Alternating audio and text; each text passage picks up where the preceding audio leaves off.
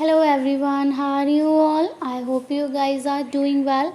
So guys, welcome back to our channel and start करेंगे अपना आज का सेशन। तो आज के सेशन में हम लोग डिस्कस कर रहे हैं एज यूजली आपके करंट अफेयर्स जो कि आपके जुलाई मंथ 2024 के हैं। तो ये जो करंट अफेयर्स हैं ये आप सभी के लिए बहुत ज़्यादा इंपॉर्टेंट हैं अगर आप किसी भी कॉम्पिटिटिव एग्ज़ाम के लिए प्रिपेयर कर रहे हैं। हर competitive exam point of view के अकॉर्डिंग करंट अफेयर्स का एक बहुत ही ज़्यादा इंपॉर्टेंट रोल रहता है, एक सिग्निफिकेंट रोल ये प्ले करते हैं। तो इसी इस क्रम में हम जो है वो जुलाई मंथ के करंट अफेयर्स डिस्कस कर रहे हैं। हमने अपने प्रीवियस मंथ में जुलाई में हमने जून के करंट अफेयर्स को डिस्कस किया था। तो ऐसे ही अभी हम कुछ दिन जो है वो आपके जुलाई मंथ के करंट अफेयर्स के साथ आएंगे। हमने इसका एक पार्ट कवर कर लिया, मतलब हमने प्रीवियसली अभी जुलाई मंथ का करंट अफेयर्स का एक सेशन देख लिया, अभी हमारा दूसरा सेशन है। तो सेशन के साथ लास्ट तक बने रहेंगे ताकि कोई भी इम्पॉर्टेंट इन्फॉर्मेशन यहाँ पर आपसे मिस ना हो, क्योंकि एक तरह से ये आपकी करंट अफेयर्स की क्विज़ है जहाँ पर कि हम आपके 10 प्लस क्वेश्चन जो है वो एक पार्ट में कवर करते हैं, प्लस आपको एडिशनल इन्फॉर्मेशन भी यहाँ पे एक पर्टिकुलर क्वेश्चन के साथ प्रोवाइड करते चलते हैं। तो लास्ट तक बने रहिएगा, विदाउट स्किप किए देखेंगे। एंड वन मोर थिंग, अगर अभी तक आपने हमारे चैनल को सब्सक्राइब नहीं किया है या फिर आप हमारे चैनल पर नए हैं तो जीसी नेट एग्ज़ाम के प्रिपरेशन के लिए चैनल को सब्सक्राइब कर लें, बेल आइकन भी प्रेस कर दें ताकि जब भी न्यू वीडियो अपलोड करें तो नोटिफिकेशन सबसे पहले आपको मिल सके। तो without wasting much more time let's get started. तो स्टार्ट करेंगे क्वेश्चन नंबर 1 के साथ। क्वेश्चन नंबर 1 कहता है, Recently, where was the 29th edition of the Biennial Rim of the Pacific exercise held? अभी जल्द में ही आपका रिमपैक का जो है 29th एडिशन जो है वो हुआ है। तो वो बेसिकली कहाँ हुआ है? ऑकलैंड न्यूजीलैंड में हुआ है, हवाई यूएसए में हुआ है, पेरिस फ्रांस में हुआ है या फिर कोलकाता इंडिया में हुआ है। हिंदी में सेम क्वेश्चन देखेंगे। हाल ही में जो आपका द्विवार्षिक rim of the Pacific RIMPAC अभ्यास जो है इसका 29वां संस्करण कहाँ आयोजित किया गया है?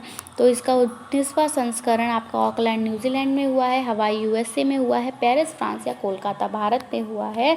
तो यहाँ पर जो करेक्ट आंसर हमारा जाएगा that goes with option number B, that is Hawaii USA. तो ये कहाँ हुआ है? हवाई यूएसए में हुआ है। तो ये रिमपैक जो है वो बेसिकली कहाँ हुआ है? हवाई यूएसए में।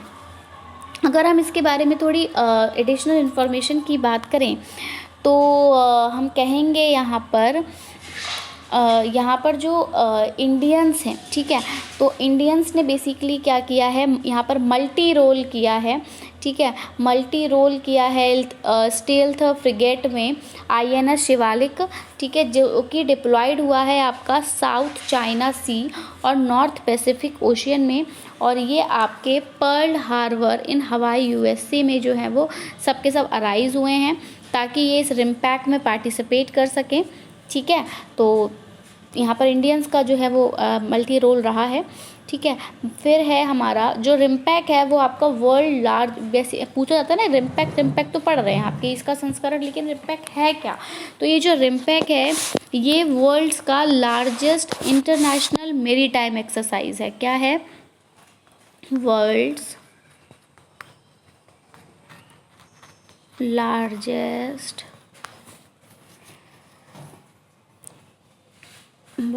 world's largest international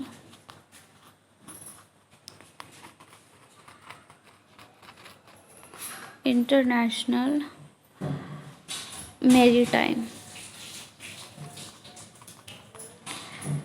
exercise, world's largest international maritime exercise है ये रिमपैक, ठीक है। जो करता क्या है बेसिकली, तो जो भी हमारे नेवल इंट्रोपेरेबिलिटी होती है ये उसको इन्हेंस करते हैं। किसको इन्हेंस करते हैं?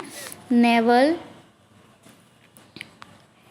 इंटेरोपरेबिलिटी, नेवल इंटेरोपरेबिलिटी को इन्हेंस करते हैं एंड ट्रस्ट को जो है वो इन्हांस करते हैं अमंग 29 पार्टिसिपेटिंग कंट्रीज़। जो भी हमारी 29 पार्टिसिपेटिंग कंट्रीज़ हैं उनमें एक तरह से ट्रस्ट जो है वो इन्हेंस करेंगे, नेवल इंटरऑपरेबिलिटी को ये जो है वो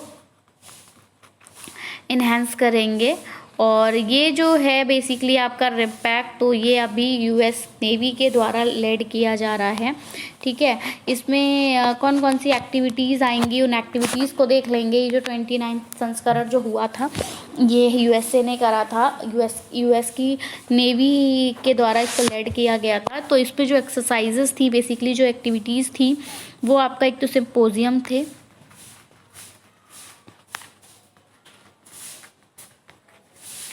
सिम्पोजियम के साथ आपके स्पोर्ट्स कंपटीशन थे, स्पोर्ट कंपटीशन के साथ आपका इंटीग्रेटेड सी ऑपरेशन भी था, इंटीग्रेटेड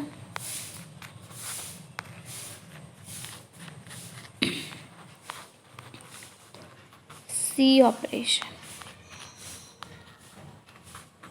इंटीग्रेटेड सी ऑपरेशन भी यहाँ पर था, ठीक है।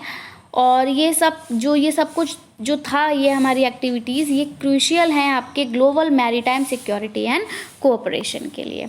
क्लियर। तो हमारा जो एडिशन ये हुआ था ये आपका कहाँ हुआ था, हवाई यूएसए में हुआ था। यूएस नेवी ने इसको लेड किया था। इसमें सिम्पोजियम, स्पोर्ट्स कंपटीशन और integrated cooperation like activities रही थी। एंड इसमें इंडियन जो multi role stealth frigate INS Shivalik है, उसने क्या किया था, उसने डिप्लॉय किया था साउथ चाइना सी में और नॉर्थ पैसिफिक ओशियन में। और फिर ये अराइव्ड हुए थे आपके पर्ल हार्बर इन हवाई यूएसए में, और फिर पार्टिसिपेट करा था और ये रिम्पैक में, ठीक है। और रिम्पैक है क्या, तो रिम्पैक एक लार्जेस्ट इंटरनेशनल मैरीटाइम एक्सरसाइज है। चलेंगे आगे बढ़ेंगे अगले क्वेश्चन की तरफ, देखेंगे सेशन का नेक्स्ट क्वेश्चन। अगला क्वेश्चन कहता है, Minamitorishima island recently seen in the news is located in which ocean. आपसे अब पूछा है जो आपका ये मिनामाइटोरिशिमा आइलैंड है जिसको अभी हम लोग न्यूज़ में देख रहे हैं, ये किस ओशियन में है। ये आपका अटलांटिक ओशियन में है, इंडियन ओशियन में है, पैसिफिक ओशियन में है या फिर आर्कटिक ओशियन में है। हिंदी में देखेंगे सेम क्वेश्चन। हाल ही में समाचारों में देखा गया मिनामिटोरिशिमा द्वीप किस महासागर में स्थित है। तो ये मिनामिटोरिशिमा जो द्वीप है ये आपका अटलांटिक महासागर, हिंद महासागर, प्रशांत महासागर या फिर आर्कटिक महासागर में से किस महासागर में स्थित है। तो ये बेसिकली आपका पैसिफिक ओशियन जो कि आपका प्रशांत महासागर है वहाँ स्थित है। तो ऑप्शन नंबर सी जो है वो इस क्वेश्चन के लिए करेक्ट आंसर हो जाएगा। Minamitorishima island recently seen in the news is located in Pacific ocean. Clear. चलिए अब इसकी एडिशनल इन्फॉर्मेशन थोड़ी सी प्रोवाइड करा देते हैं। तो एडिशनल इन्फॉर्मेशन की अगर मैं बात करूँ तो इस जो मिनामाइटोरिशिमा आइलैंड है यहाँ पर रिसर्चर्स ने डिस्कवर किए थे आपके 230 million metric tons of minerals. ठीक है, तो 230 million metric tons of minerals discover किए गए थे रिसर्चर्स के द्वारा। और ये जो आपके 230 million metric tons of minerals थे ये जो डिस्कवर किए थे, ये क्यों डिस्कवर किए थे, तो ये डिस्कवर किए थे और कौन से मिनरल्स जो थे वो डिस्कवर किए थे, तो इस ऐसे मिनरल डिस्कवर किए थे जो कि इसेंशियल थे आपके इलेक्ट्रिक कार बैटरीज़ के लिए। ठीक है, जो आपकी इलेक्ट्रिक कार आ रही हैं उनकी जो बैटरीज़ हैं उनमें यूज़ होने के लिए जो भी मिनरल्स हमारे यूज़फुल थे। ठीक है, और उसके लिए इनको डिस्कवर किया गया। कहाँ डिस्कवर किया गया, तो सी बेड पे। ठीक है, सी बेड पे इनको डिस्कवर किया गया। ठीक है, और कहाँ सी बेड ऑफ पे इनको डिस्कवर किया गया, किसके, मिनामिटोरिशिमा आइलैंड के। ठीक है, मिनामिटोरिशिमा आइलैंड के सी बेड पे इन मिनरल्स को रिसर्चर्स ने डिस्कवर किया आपकी इलेक्ट्रिक कार बैटरीज़ के लिए। तो इसको जो मिनामी टोरिशिमा आइलैंड है, इसको एक और नाम से जाना जाता है, दैट इज़ मार्कस आइलैंड। ये भी याद रखिएगा, क्वेश्चन आपसे मार्कस आइलैंड करके पूछा जा सकता है, तो आप कंफ्यूज हो तो इसलिए मैंने इसका अदर नेम बता दिया। अनदर नेम है ये आपका मिनामी टोरिशिमा आइलैंड का, दैट इज़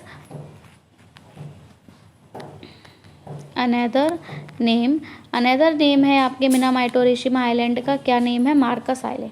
तो इसको मार्कस आइलैंड के नाम से भी जाना जाता है। अब ये क्या होता है यहाँ पर, ये जो मार्कस आइलैंड होता है ये आइसोलेट किया गया था जापानीज़ एटॉल के द्वारा नॉर्थ वेस्ट पैसिफिक ओशियंस में, ठीक है, और टोक्यो के साउथ ईस्ट में। इसका शेप कैसा था, तो इसका it has a triangular shape.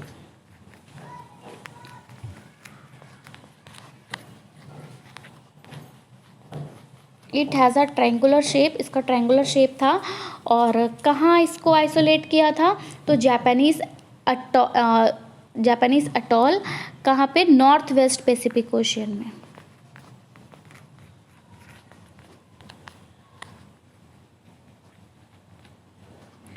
North west Pacific ocean और साउथ ईस्ट ऑफ टोक्यो।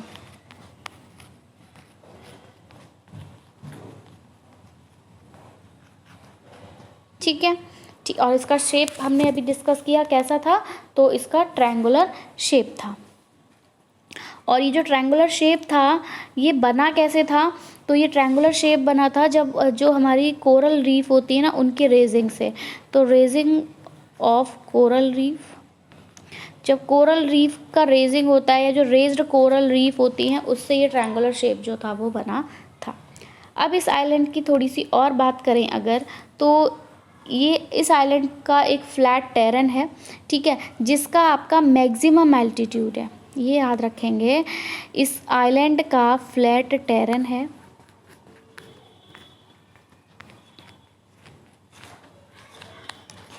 ठीक है, जिसका कि मैक्सिमम एल्टीट्यूड है, ठीक है, फ्लैट टेरन है मैक्सिमम एल्टीट्यूड के साथ। मैक्सिमम एल्टीट्यूड कितना है, तो मैक्सिमम एल्टीट्यूड है 9 मीटर का। याद रखेंगे ये आइलैंड जो है इसका फ्लैट टेरन है मैक्सिमम एल्टीट्यूड 9 मीटर के साथ, और इसका अपना एक ओशियनिक क्लाइमेट है, ओशियनिक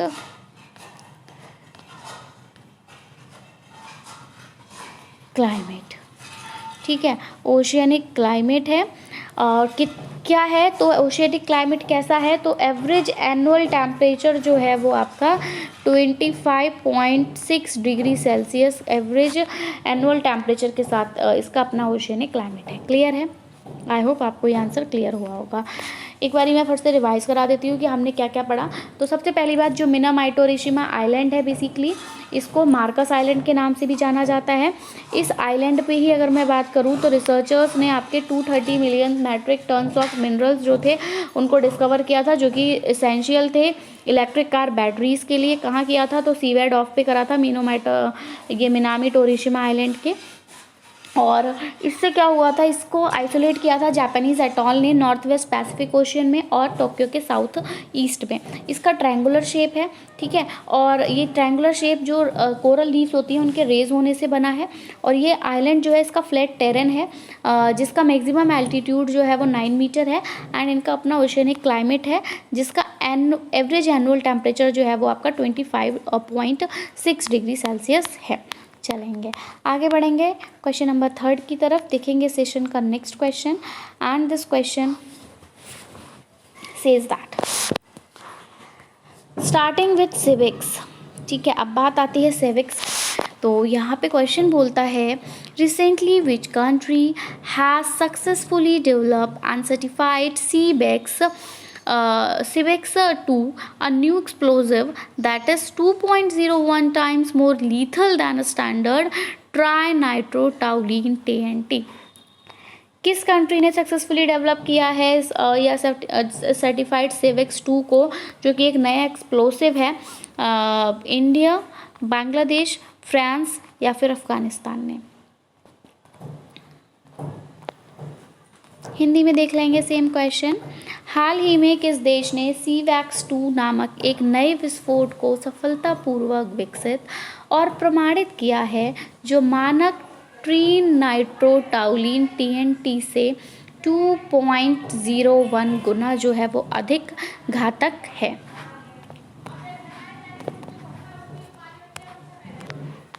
तो ये आपका भारत, बांग्लादेश, फ्रांस या अफ़गानिस्तान। तो ये किसने इसको इंट्रोड्यूस किया है बेसिकली? तो देखिए, इंडिया।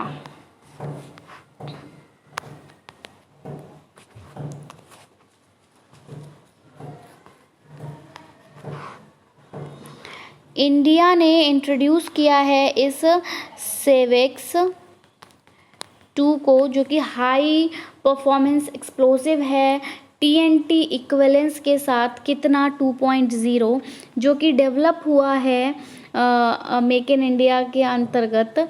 और इस इनिशिएटिव एक इकोनॉमिक एक्सप्लोसिव लिमिटेड के इनिशिएटिव की तरह, ठीक है। तो ये जो सेवेक्स 2 है ये काफ़ी हमारे म्यूनिशंस हैं, ठीक है, काफ़ी सारे हमारे म्यूनिशंस हैं। तो उन म्यूनिशंस की इफ़ेक्टिवनेस को इन्हांस करने के लिए, इन म्यूनिशंस की इफ़ेक्टिवनेस को इन्हांस करने के लिए ये जो एक्सप्लोसिव है इसको बेसिकली बनाया है। और ये म्यूनिशंस को इंक्रीज़ करता है विदाउट वेट इंक्रीज़ के, ठीक है। तो विदाउट इंक्रीजिंग वेट, बिना वेट को इंक्रीज़ किए ये म्यूनिशंस को इन्हांस करता है, इंक्रीजिंग वेट। समझ रहे हैं? तो इतना ही जानेंगे इस क्वेश्चन में और आगे बढ़ जाएंगे हम अपने अगले क्वेश्चन की तरफ और देखेंगे सेशन का next question. And this question is question number 4 and question number 4 is talking about methanol and formaldehyde combination. तो मिथेनॉल एंड फॉर्मेल्डिहाइड कॉम्बिनेशन पर हमारा अगला क्वेश्चन है, जो कहता है यहाँ पर कि कौन सा इंस्टीट्यूट है जो कि रिसेंटली जिसने डेवलप किया है एक एफिशिएंट मेथड हाइड्रोजन जनरेशन का, ठीक है। हाइड्रोजन जनरेशन, मेथेनॉल और फॉर्मेल्डिहाइड के कॉम्बिनेशन से हाइड्रोजन जनरेट करने का जो एफिशिएंट मेथड है वो किस इंस्टीट्यूट के द्वारा रिसेंटली जो है वो डेवलप किया गया है? IISER त्रिपुटी के द्वारा, IIT रुड़की के द्वारा, या IIT दिल्ली के द्वारा, या फिर एम्स न्यू दिल्ली के द्वारा। तो इन चारों इंस्टीट्यूशंस में से कौन से इंस्टीट्यूट ने ये किया है? हिंदी में भी देख लेंगे सेम क्वेश्चन, तभी हम आगे बढ़ेंगे। हमारा क्वेश्चन कहता है किस संस्थान ने हाल ही में मेथेनॉल एंड फॉर्मेल्डिहाइड संयोजनों से हाइड्रोजन उत्पादन की एक कुशल विधि जो है वो तैयार की है? IISER त्रिपुटी, IIT रुड़की, IIT दिल्ली या फिर एम्स नई दिल्ली। तो ये देखिए, सबसे पहली बात तो ये आपका IISER त्रिपुटी के द्वारा जो है वो उसको विकसित किया गया है, ठीक है। अब इसके बारे में थोड़ा सा एडिशनल इन्फॉर्मेशन देख लेते हैं। या फिर ये जो कॉम्बिनेशन है हाइड्रोजन जनरेशन का, ये रिसेंटली डेवलप किया है आपके IISER रुड़की के द्वारा, IISER रुड़की। चलेंगे,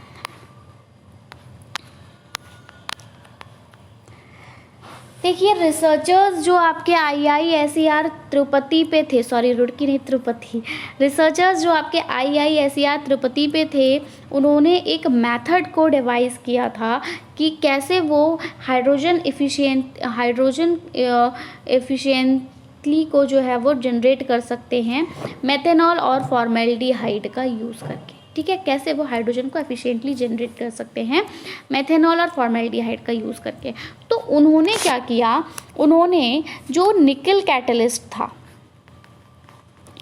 निकल कैटलिस्ट जो था, तो इन्होंने निकल कैटलिस्ट को एम्प्लॉयड किया जो कि रीडली हमारा मार्केट में अवेलेबल है, ठीक है। इन्होंने सिर्फ निकल कैटलिस्ट को जो था उसको एम्प्लॉय कर लिया, इनको बेसिस की और एक्टिवेटर्स की ज़रूरत नहीं पड़ी।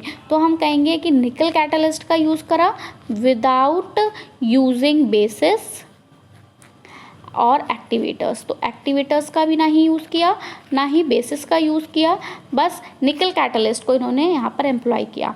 एंड फिर क्या हुआ, हाइड्रोजन प्रोडक्शन जो था, ठीक है, ये जो हाइड्रोजन प्रोडक्शन था बेसिकली इसने आपके सिलेक्टिव पार्शियल ट्रांसफ़र कराया, हाइड्रोजनेशन कराया एल्काइंस का, और फिर इसको जो था एल्कीन्स में कन्वर्ट किया। तो बेसिकली हुआ क्या था, एल्काइंस का जो हाइड्रोजनेशन था उसको इन्होंने एल्कीन्स में कन्वर्ट किया था। और कैसे किया था तो वो देख लेंगे। जो आपका selective partial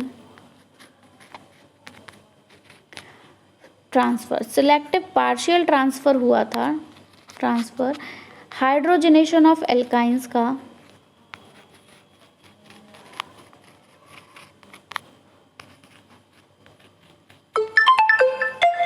Incoming voice call from DC.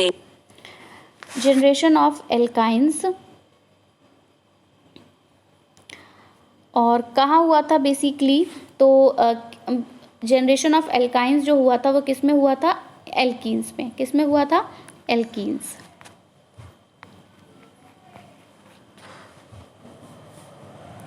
ठीक है, फिर क्या हुआ, ये जो मेथड था इसने जो आपके बायोएक्टिव मॉलिक्यूल्स थे, ये जो मेथड था तो इसमें क्या हुआ था कि जो इसने सपोर्ट किया था बायोएक्टिव मॉलिक्यूल्स के सिंथेसिस का। ठीक है, तो जो हाइड्रोजन जनरेशन था मेथनॉल और फॉर्मेल्डिहाइड से, इस मेथड से क्या हुआ था, सिंथेसिस हुई थी of bioactive molecules. Bioactive molecules की सिंथेसिस हुई थी जिसने कि एक सिग्निफिकेंट एडवांसमेंट को मार्क किया था केमिकल सिंथेसिस में और सस्टेनेबल हाइड्रोजन जनरेशन टेक्नोलॉजीज़ में। क्लियर, चलेंगे आगे बढ़ेंगे। बेसिकली किया था ये IISER तिरुपति ने, और इन्होंने ही एक ऐसा मेथड यहाँ पे डिवाइस किया जिससे कि ये हाइड्रोजन को एफिशिएंटली जो है वो जनरेट कर सके। इन्होंने मेथनॉल और फॉर्मेल्डिहाइड को यूज़ किया, इन्होंने निकल कैटलिस्ट को यहाँ पे एम्प्लॉयड किया, इन्होंने बिना बेसिस बिना एक्टिवेटर्स के वर्क किया। यहाँ पर ये जो हाइड्रोजन प्रोडक्शन था इसने जो थी वो आपके पार्शियल ट्रांसफ़र जो था हाइड्रोजन एल्काइंस का उसको कन्वर्ट कर दिया एल्कीन्स में। ये जो मेथड था इसने बेसिकली बायोएक्टिव मॉलिक्यूल्स के सिंथेसिस को सपोर्ट किया जिससे कि एक सिग्निफिकेंट एडवांसमेंट जो था वो यहाँ पे केमिकल सिंथेसिस में उसने मार्क किया और एक सस्टेनेबल हाइड्रोजन जनरेशन टेक्नोलॉजीज़ को यहाँ पर एम्फसाइज किया। चलिए आगे बढ़ेंगे, देखेंगे अपना सेशन का next question, and this question is Kankoti. तो कंकोटी डॉली नेशनल पार्क, कंकोटी डॉली नेशनल पार्क जो कि रिसेंटली अभी न्यूज़ में देखा जा रहा है, तो ये आपके किस कंट्री में लोकेटेड है? नाइजीरिया में है, कॉन्गो में है, केन्या में है या फिर ब्राज़ील में है? हिंदी में देखेंगे। हाल ही में खबरों में रहा कंकोटी डॉली राष्ट्रीय उद्यान किस देश में स्थित है? नाइजीरिया, कॉन्गो, केन्या या ब्राज़ील? तो इसको आप कनेक्ट कर सकते हैं कंकोटी, कोंगकोंग एंड, तो कोंगकोंग से हम इसको कनेक्ट करेंगे कि ये कहाँ है, आपका कॉन्गो में है। सो ऑप्शन नंबर बी यहाँ पर करेक्ट आंसर हो जाएगा। अब देखिए एक प्रोटेस्ट यहाँ पर हुआ था, ठीक है, चाइनीज़ कंपनीज़ के अगेंस्ट एक प्रोटेस्ट यहाँ पर किया गया था जिससे क्या हुआ था, जो कि ये जो थे ये थ्रेटन कर रहे थे कंकोटी डॉली नेशनल पार्क को, तो जो कि एक यूनेस्को साइट है, ठीक है, जो कि आपके इंडेंजर्ड स्पीशीज़ में रिच है, मतलब यहाँ पे आपको इंडेंजर्ड स्पीशीज़ ज़्यादा देखने को मिलती हैं। यूनेस्को की एक साइट है ये। तो ये जो पार्क है ये लोकेटेड है आपका कॉन्गो के रिपब्लिक में, ठीक है, तो रिपब्लिक ऑफ कॉन्गो में ये पार्क सिचुएटेड है।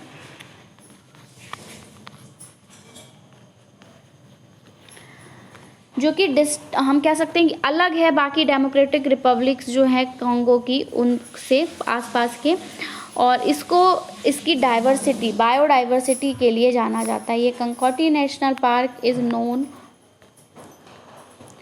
कंकोटी national park is known for its biodiversity, ये अपने बायोडाइवर्सिटी के लिए जाना जाता है। इसकी जो कैपिटल की अगर मैं बात करूँ तो वो है आपकी ब्राज़ाविले।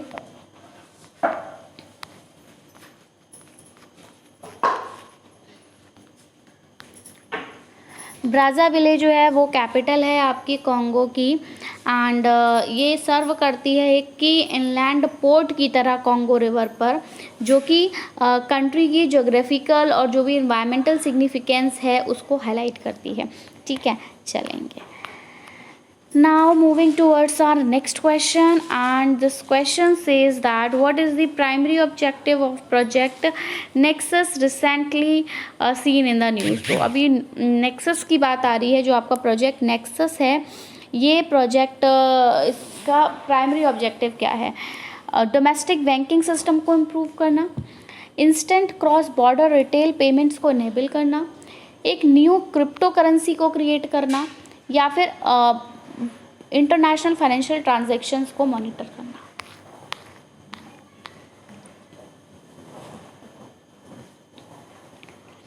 हाल ही में खबरों में रहा प्रोजेक्ट नेक्सस का प्राथमिक उद्देश्य क्या है?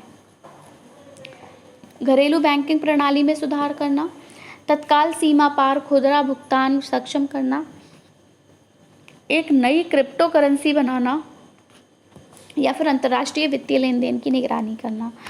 तो इसका जो प्राइमरी ऑब्जेक्टिव है, जो प्राथमिक उद्देश्य है बेसिकली, वो क्या है? तो वो है आपके जो क्रॉस बॉर्डर पेमेंट्स है ना, वो जो क्रॉस बॉर्डर पेमेंट्स हैं जो कि आपके multiple domestic instant payment system या दैट इज़ आईपीएस को ग्लोबली कनेक्ट करते हैं, बेसिकली उसको इन्हेंस करना है। ठीक है, तो हम यहाँ पर यही इसका हम कहेंगे कि करेक्ट आंसर जाएगा to enable instant cross border retail payments. ठीक है, तो ये तो हमने शॉर्ट में यहाँ लिखा है, बट अगर हम इसका पूरा कंप्लीट ऑब्जेक्टिव की बात करें तो इसका ऑब्जेक्टिव है to enhance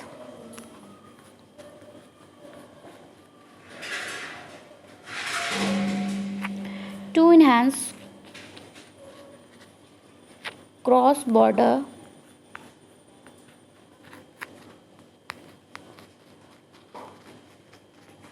payments by connecting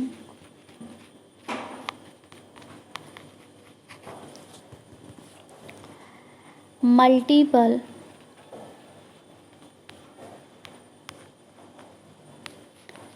domestic instant payment system, instant payment system जिसको हम आईपीएस कहते हैं। ठीक है, इसको ग्लोबली पूरे वैश्विक तरीके से इसको इन्हेंस करना जो है वो इसका उद्देश्य है। क्लियर? तो ये था कंप्लीट ऑब्जेक्टिव। और अगर मैं बात करूँ तो ये पहला बीआईएस इनोवेशन है। ठीक है, ये प्रोजेक्ट नेक्सस जो है ये आपका फर्स्ट बीआईएस इनोवेशन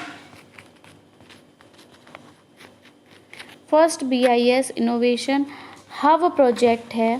ठीक है, first BIS innovation hub project है ये पेमेंट एरिया में। ठीक है, to move towards live implementations like, हाँ, तो लाइव इम्प्लीमेंटेशंस की तरफ बढ़ने के लिए जो ये आपका इनोवेटिव हब प्रोजेक्ट है पेमेंट एरिया में, जो पहला बीआईएस इनोवेटिव हब प्रोजेक्ट है। क्लियर? चलिए आगे बढ़ेंगे, देखेंगे सेशन का नेक्स्ट क्वेश्चन। लेकिन हाँ, एक बात यहाँ पर और भी आपको बता दूँ कि जो प्रोजेक्ट नेक्सस है बेसिकली इसको कंसेप्शलाइज्ड किया गया है innovative hub of the bank के द्वारा और इंटरनेशनल सेटलमेंट्स। तो भाई बीआईएस के लिए इसको जो है वो कंसेप्शलाइज्ड किया है प्रोजेक्ट नेक्सस को। क्लियर? चलेंगे।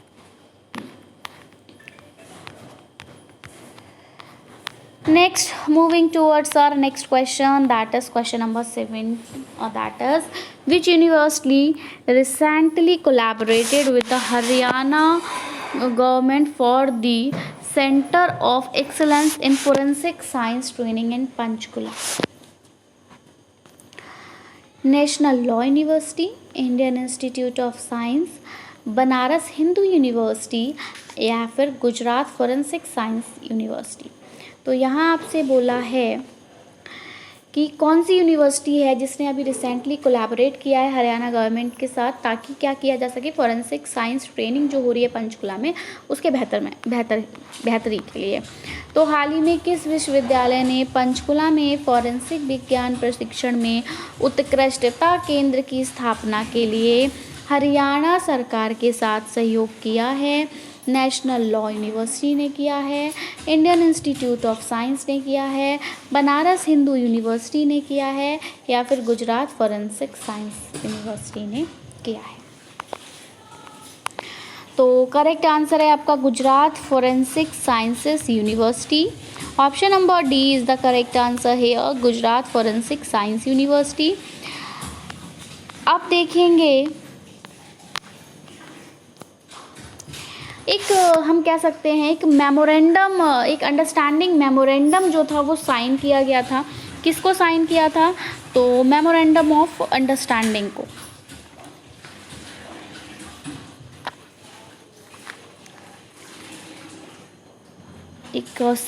एक मेमोरेंडम ऑफ अंडरस्टैंडिंग था जो कि साइन किया गया किसके बीच में? गवर्नमेंट ऑफ हरियाणा के और जो नेशनल फॉरेंसिक साइंस यूनिवर्सिटी है आपके जिस मतलब NFSU गांधीनगर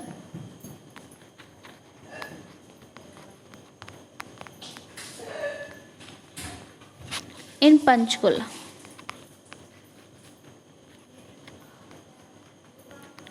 ठीक है, यहाँ पर अब देखेंगे इनके बीच में साइन किया गया था एक मेमोरेंडम ऑफ अंडरस्टैंडिंग। अब यहाँ पर हमारे जो यूनियन होम मिनिस्टर हैं अमित शाह, ठीक है, तो ये जो और यूनियन मिनिस्टर हैं मनोहर लाल और हरियाणा के चीफ मिनिस्टर हैं नायाब सिंह, इन्होंने अटेंड किया था। ठीक है, ये जो कोलैबोरेशन था इस यहाँ पे चलिए लिख लेते हैं किस किसने अटेंड किया। तो आपके यूनियन मिनिस्टर, आपके यूनियन होम मिनिस्टर हैं आपके अमित शाह,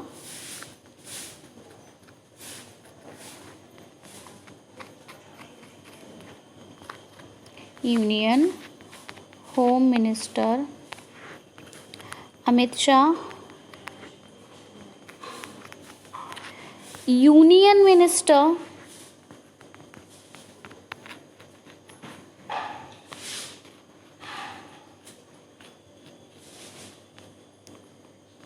यूनियन मिनिस्टर हैं मनोहर लाल,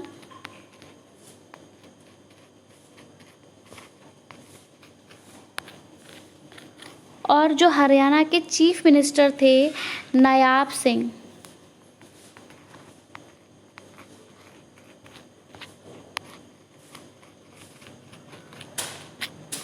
इन्होंने अटेंड किया था। ये जो कोलैबोरेशन हुआ था इसका उद्देश्य था कि जो भी हरियाणा में जो भी क्रिमिनल जस्टिस सिस्टम है उसको इन्हेंस कर सकें। कैसे इन्हेंस करेंगे? तो ये जो NFSU's एक्सपर्टाइज़ है इसको लेवरेजिंग करके, इसको लेवरेज करके फॉरेंसिक टीम जो थी वो विज़िट करेगी सीरियस ऑफेंस के लिए, और इससे क्या होगा, फॉरेंसिक एक्सपर्ट्स की जो है वो डिमांड यहाँ पर बढ़ेगी। नेक्स्ट है हमारा अगला क्वेश्चन,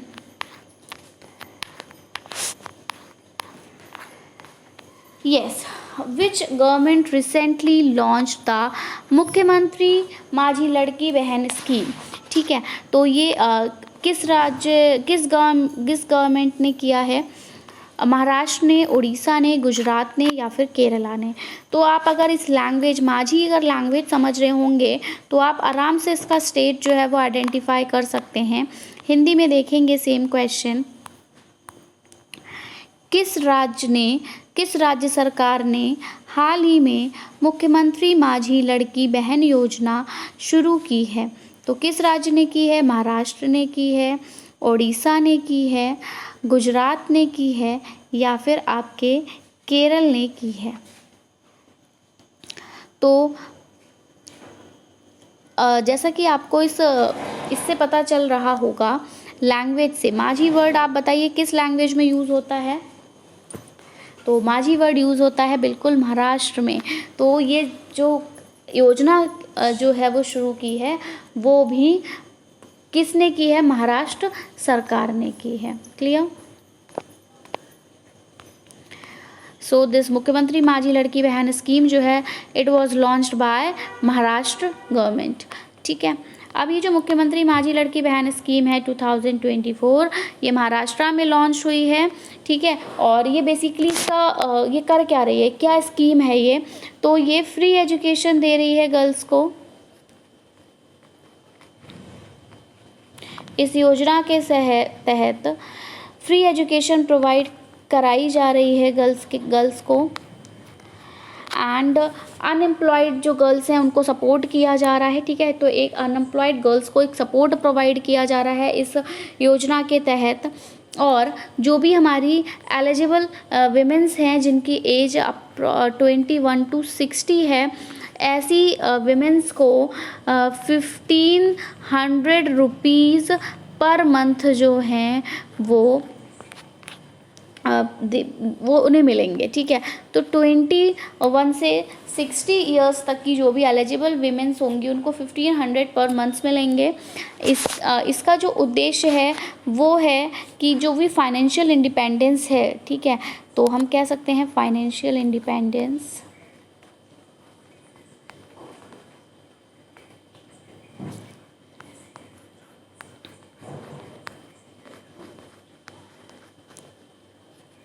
फाइनेंशियल इंडिपेंडेंस और सेल्फ रिलायंस।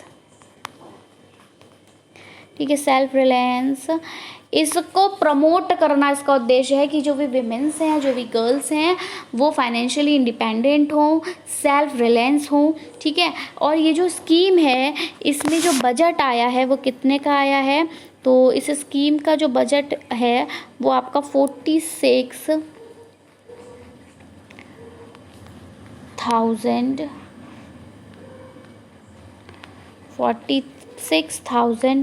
करोड़ का यहाँ पर बजट है, जो कि विमेंस को काफ़ी सारे बेनिफिट्स जो है वो प्रोवाइड कर रहा है और इस तरह से वो उनके डेवलपमेंट और उनके ओवरऑल वेल बीइंग में क्या कर रहा है? हेल्प कर रहा है, बढ़ोतरी कर रहा है, बेटरमेंट कर रहा है। तो ये जो मुख्यमंत्री माझी लड़की बहन स्कीम है 2024 ये महाराष्ट्र सरकार ने लॉन्च की। इसमें उन्होंने कहा कि वो गर्ल्स को फ्री एजुकेशन प्रोवाइड करेंगे और अनएम्प्लॉयड गर्ल्स को सपोर्ट प्रोवाइड करेंगे। और जो भी उनकी 21 to 60 ईयर्स की जो भी एलिजिबल विमेंस होंगी उनको वो 1500 रुपीज़ पर मंथ प्रोवाइड करेंगे। और ये जो स्कीम है बेसिकली इसका जो एम है वो क्या है कि जो विमेंस हैं वो क्या हो, वो फाइनेंशियली इंडिपेंडेंट बने, सेल्फ रिलायंस बने। और इसके लिए एक जो बजट दिया गया इनको वो 46,000 करोड़ का बजट इसके लिए यूज़ हुआ। और इसमें ये जो स्कीम है ये बहुत सारे बेनिफिट्स जो है वो गर्ल्स को दे रही है ताकि उनका बेटरमेंट हो सके, उनकी बढ़ोतरी हो सके, उनका ओवरऑल डेवलपमेंट हो सके, उनका ओवरऑल वेल बीइंग हो सके। क्लियर? चलिए आगे बढ़ेंगे, देखेंगे सेशन का नेक्स्ट क्वेश्चन। एंड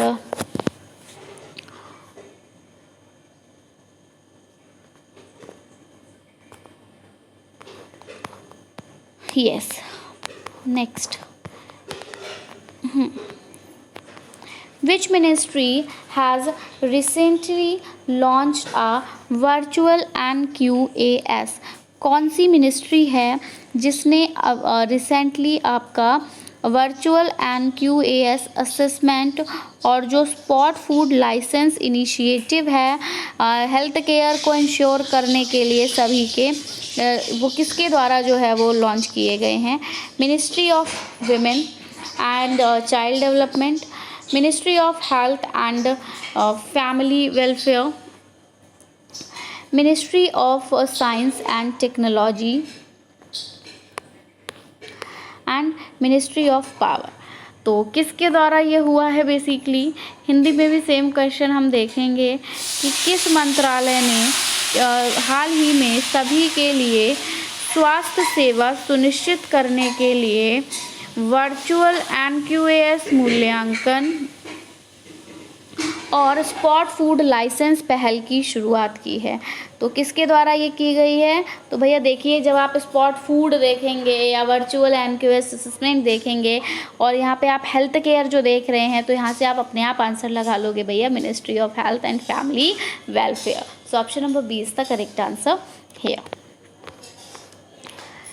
ठीक है, स्वास्थ्य और परिवार कल्याण मंत्रालय जो है ये इसका करेक्ट आंसर है यहाँ पर।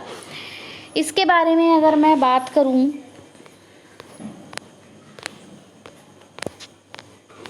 इसके बारे में अगर मैं बात करूं तो ये जो आपकी मिनिस्ट्री है हेल्थ एंड फैमिली वेलफेयर की, इसने 2 इनिशिएटिव्स को लॉन्च किया। पहला तो आपका यही वर्चुअल एनक्यूएस है, एनक्यूएस असेसमेंट। किसके लिए है ये? आपके आयुष्मान आरोग्य मंदिर्स के लिए है, Ayushman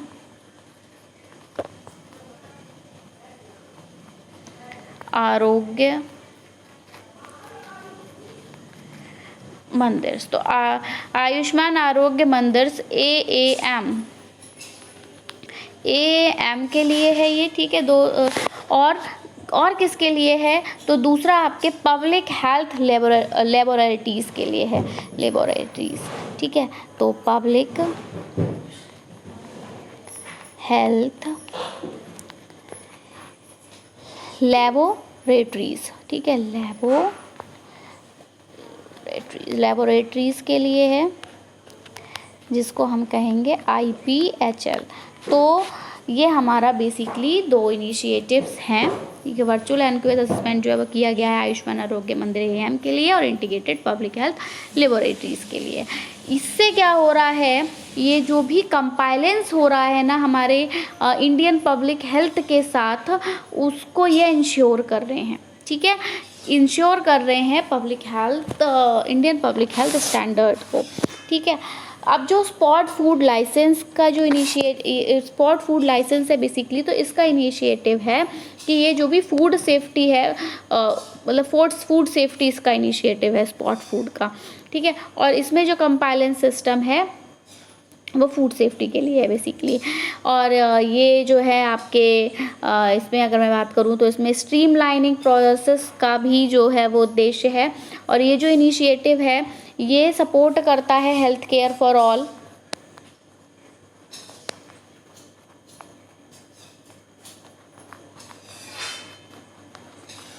health care for all कैसे? तो जो भी रियल टाइम मॉनिटरिंग हो रही है हेल्थ की, ठीक है, उसके लिए कुछ फैसिलिटीज़ दी गई हैं, कुछ सिंप्लीफाइंग फूड सेफ्टी कंप्लाइंस वगैरह दिए गए हैं। तो इनको इन्हांस करके इनका इनिशिएटिव है कि सभी को जो है वो हेल्थ केयर प्रॉपर मिल सके। तो हमारा ये आंसर भी क्लियर हुआ, ज़्यादा इसके बारे में डिस्कस नहीं करेंगे, इतना काफ़ी है। बढ़ेंगे अपने सेशन के लास्ट क्वेश्चन पे, last but not the least. तो इस क्वेश्चन में हमसे बोला गया है कि which ministry has recently developed and सांख्यिकी पोर्टल, एंड नहीं होगा, एन होगा, कुछ और होगा इधर। चलिए, तो ministry of science and technology, ministry of finance, ministry of statistics and program, ministry of defence.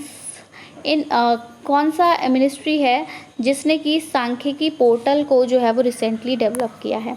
तो किस मंत्रालय ने हाल ही में सांख्यिकी पोर्टल विकसित किया है? किस मंत्रालय ने किया है?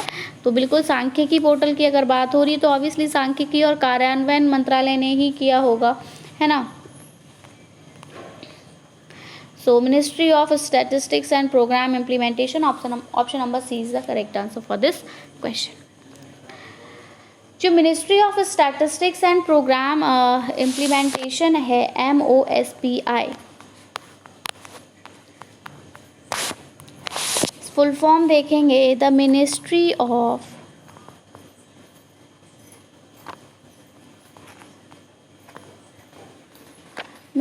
Of statistics and programme implementation.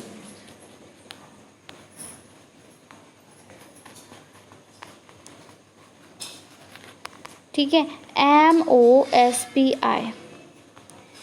इसने ई सांख्यिकी पोर्टल को लॉन्च किया ताकि प्लानर्स जो होते हैं, पॉलिसी मेकर्स जो होते हैं, उनको ये रियल टाइम डेटा जो है वो प्रोवाइड करा सके। ठीक है, प्लानर्स को, पॉलिसी मेकर्स को रियल टाइम डेटा प्रोवाइड कराने के लिए ये आपका ई सांख्यिकी पोर्टल जो था ये बेसिकली लॉन्च किया गया।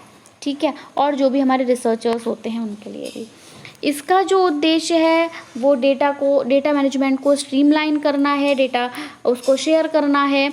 ठीक है, और की डेटा सेट्स को एक्सेस देना है, जैसे कि आपके नेशनल अकाउंट्स स्टैटिस्टिक्स हो गया, कंज्यूमर प्राइस इंडेक्स हो गया। और ये जो पोर्टल का डेटा कैटलॉग मॉड्यूल है वो आपका लगभग 2291 डेटा सेट्स के लिए है। एंड इसमें डिटेल्ड मेटा डेटा और विजुअलाइजेशंस भी है जो कि आपके डेटा एक्सेसिबिलिटी को इन्हांस कर रहा है। एंड जो भी इन्फॉर्म डिसीजन मेकिंग और पब्लिक यूज़ है उसकी रीयूजेबिलिटी को इन्हांस कर रहा है। Clear? So that's all about our session. I hope आपको सेशन पसंद आया होगा।